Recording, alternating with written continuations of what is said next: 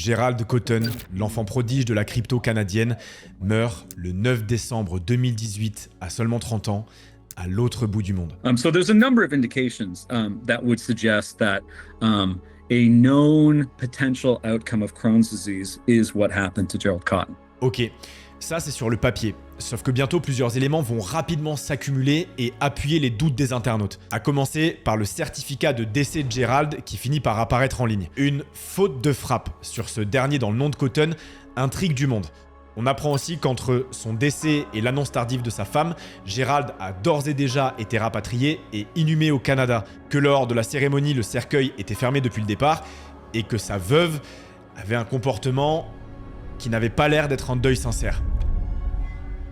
Enfin, une connaissance de Gerald précise que, étrangement, son compte Skype aurait été actif après son décès. À ce moment-là, le seul qui pouvait apporter des réponses sur qui était ce corps rapatrié, c'était Nathan. The first embalmer I spoke with said that she had gotten a call to embalm this body, and she refused because she said she found the circumstances around it to be fishy. She is a private embalmer. And there are public institutions and there are private institutions that do embalming. And she was someone who was naturally skeptical of people who came to her, in part because she said at the public institutions, there's often police present. At the private institutions, there's not. So if you have a body that you want to take care of without the police seeing it, you would call the private institution, and she was that. And she mentioned that she'd had instances in the past where it looked very much as if people were trying to cover up violence that probably should have been reported, that sort of thing. Anyways, for her, what was odd was that the people calling her to do the embalming were the hotel. It was the hotel that appeared to have custody of the body and wanted to bring the body to her for embalming. And she thought this was really strange. Why would it not be the hospital that called? And the hotel, when the hotel called, the people at the hotel who called, they did not have the full medical history of this body. They couldn't tell her, did this person have HIV? What was the cause of death? This sort of thing.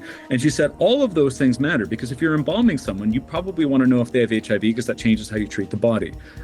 If they've had a perforated abdomen, a perforated bowel, a perforated intestine, that's something you also want to know because that's going to influence how you treat the body. And so she said she didn't have this information. The call came from someone that was not the hospital. So she said, no, go to the public institution. So they took the body to the public institution. And I went there. I saw the handwritten records of the embalming. I spoke with the person who oversaw that department. They had a photocopy of the passport, of Gerald Cotten's passport, and like I said, the handwritten documentation on this. And the doctor there said, "Oh, he's definitely dead." The doctor who treated him, we showed him a picture of Gerald Cotten. And he said, "Is this the guy?" And he said, "Yes, this is the guy." So there's some definite oddities. There were definitely, people who were involved in this case who said it had left them with questions.